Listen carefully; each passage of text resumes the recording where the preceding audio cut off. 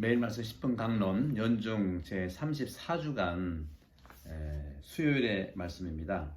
루카복음 21장 12절에서 19절입니다. 그때 예수님께서 제자들에게 말씀하셨다. 사람들이 너희에게 손을 대어 박해할 것이다. 너희를 회당과 감옥에 넘기고 내 이름 때문에 너희를 임금들과 총독들 앞으로 끌고 갈 것이다. 이러한 일이 너희에게는 증언할 기회가 될 것이다. 그러나 너희는 명심하여 변론할 말을 미리부터 준비하지 마라. 어떠한 적대자도 맞서거나 반박할 수 없는 언변과 지혜를 내가 너희에게 주겠다. 부모와 형제와 친척과 친구들까지도 너희를 넘겨 더러는 죽이기까지 할 것이다. 그리고 너희는 내 이름 때문에 모든 사람에게 미움을 받을 것이다. 그러나 너희는 머리카락 하나도 잃지 않을 것이다. 너희는 인내로써 생명을 얻어라. 주님의 말씀입니다. 그리스도님 참여합니다. 가해 연중 막바지에 오면서 가해 연말이 되겠죠. 종말에 대한 그런 말씀들을 하고 있어요. 오늘 주님께서는 이런 말씀을 하시죠.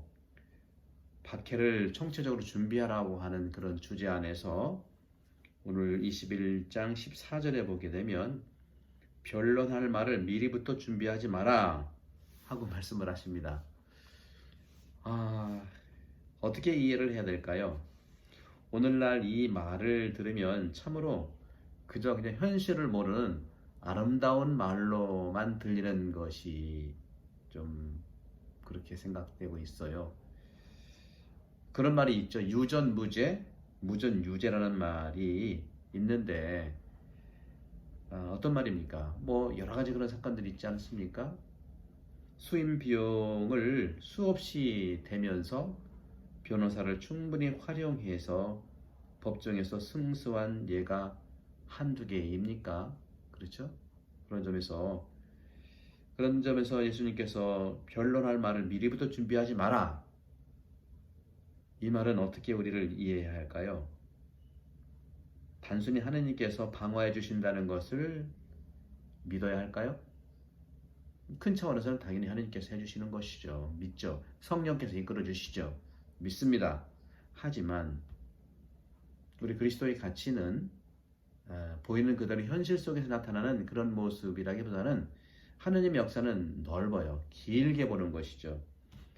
역사 안에서 늘 옳다고 하는 것들은 드러나기 마련이라는 것이죠. 지금 당장은 내가 변론을 아무리 해도 이해하지 못할 수 있지만 역사는 늘 올바르다는 것을 준다는 의미로 이해를 할 수 있겠습니다. 사실 그 당시도 그렇습니다만 요즘도 보면 법정에서 패소한다 하더라도 역사가 진실과 사실을 밝힐 것이라는 이 세상 역사의 경험이 우리에게 위안을 주는 거 아닐까요? 이 점에서 하느님은 역사의 주인이십니다. 하느님은 구원의 발전 단계와 시간 안에서 움직이셔요. 수세기 동안 신앙의 반대자들이 얼마나 많았습니까? 이단도 비롯해서 여러 가지 열교들, 이교들, 그렇죠? 그 믿음에 하느님께서 계시를 해주셨고 올바른 순간에 말씀하시며 세상 앞에서 그렇게 이겨내는 진리를 교회를 통해서 고백하도록 인도하신 것입니다. 그러므로 주님께서는 그런 말씀을 하시죠. 너희는 내 이름 때문에 모든 사람에게 미움을 받을 것이다. 종교적인 가치는 매력이 있으면서 동시에 반대받는 표적으로서의 가치도 분명히 있습니다. 따라서 매력과 반감이 교차되는 것이 종교적 가치입니다. 성직자들을 존중하지만 또 반성직주의가 있고요. 그렇죠? 교회가 너무 그런 점에서는 이 세상 안에 살아가는 현실들을 잘 바라볼 수 있어야 되지 않겠는가. 저도 학생들하고 같이 사제로서 어떻게 살아갈지를 얘기하면서 정말 인간적인 나이로 볼 때는 이제 30 초반, 30에 가까이 돼서 사제가 되면은 모든 사람들이 존경하는데, 그게 요즘 일반적인 학생들로 본다면 30세에 많은 사람들이 존경받을 수 있는 그런 연세이겠습니까? 나이겠습니까? 한참 배워야 되고 한참 경험을 해야 되는 나이인데, 왜 그러면 그분들은 사제들을 존중할까요? 바로 예수 그리스도 때문에 존중하는 것이지, 나 개인의 그런 능력, 나 개인의 그런 존중감을 아닌 건 아니지만 그리스도 때문에 내가 존중받는 것이죠. 그걸 우리가 확실하게 인식한다는 것이죠. 그럴 때 반성직주의라든가 이런 말들은 참 아픈 얘기가 될 수 있지만, 받아들여야 할 부분도 있겠고 우리가 이겨내야 할 부분이 아니겠습니까? 어떤 사람이 음악에 흥미가 없다면 콘서트에 가진 않죠. 신앙에 흥미가 없다면 믿음을 생활하겠습니까? 무신론도 역시 마찬가지입니다. 무신론이라고 하는 것은 오직 지적인 확신을 가지고 살아가시는 분인데, 지적인 확신을 가지고 살아가시는 그분들이 질문만이 아니라 그들이 믿지 않는 부분에 대해서도 하느님께 바로 직접적인 그러한 자기 생각을 찾아내서 질문하는 것이죠. 질문하는 것이죠. 하느님을 두려워하는 면들은 개인적인 그런 차원이겠죠. 그 내면을 어떻게 우리가 다 알겠습니까? 그리고 그런 무신론을 주장하는 그런 분들, 무신론을 주장하는 것도 그들의 그런 생각이기 때문에 그들이 정말 교회에 대해서 있는 그대로의 가치를, 하느님의 뜻에 맞는 가치를 얘기한다면 받아들이는 거나, 반대를 위한 반대는 우리는 받아들일 수 없다는 것이죠. 그들이 하느님을 기억하는 것, 그 모든 것들이 그들이 바로 그 행동을 옮기는 것이기 때문입니다.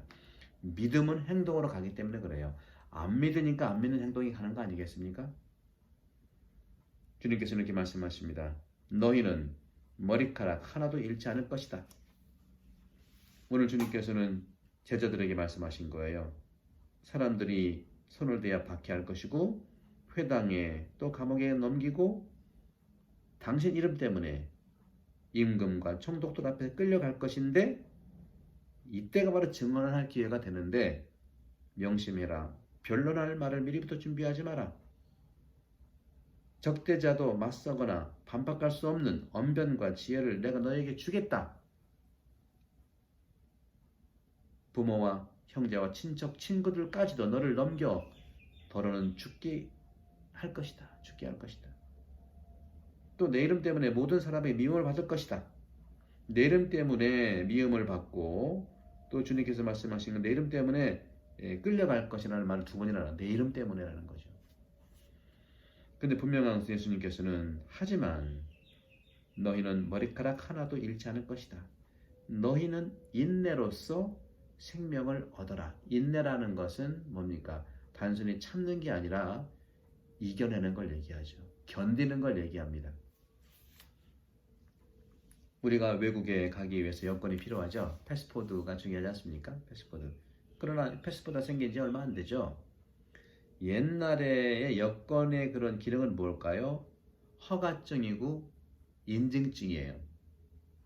다시 말씀드리면 옛날에는 편지 같은 것을 소지하고 다녔어요. 국가 또는 그 책임 있는 그 단체 속한 그 책임자가 서류, 편지는 서류로서 소지를 하면서 그 증거 서류이며 바로 그 국가가 보호한다는 증명이죠. 중세 때는요, 이런 서류를 가지고 여행을 했는데 바로 통행권이라고 볼 수 있겠습니다. 우리의 고국은 어디입니까? 우리의 고국은 바오로 사도께서 고린도 후서 5장 1절에 말씀하신 것처럼 하늘에 있는 그곳이 우리의 조국입니다. 우리의 나라입니다. 그런 의미에서 우리는 전부 다 하느님의 여권으로 지금 세상을 살이하고 있는 거예요.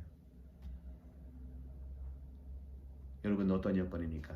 우리는 하느님 나라의 시민권입니다.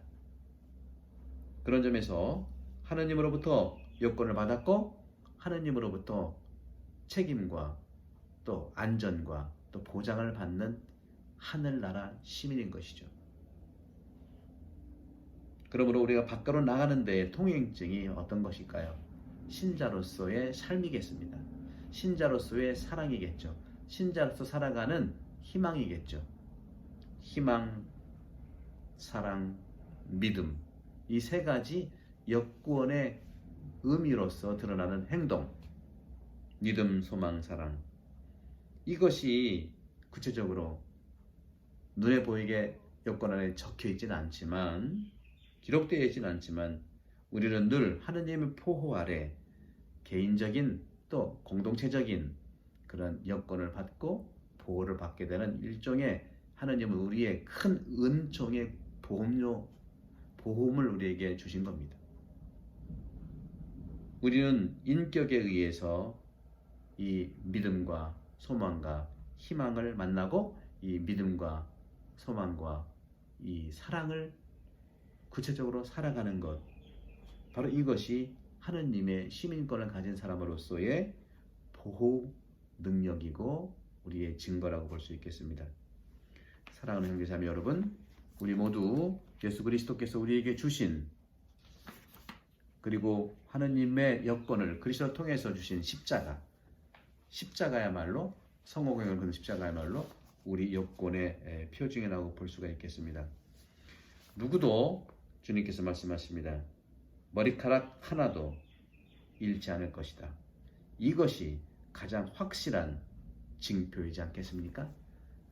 성부와 성자와 성령께서 여러분 모두에 감복합니다. 감사합니다.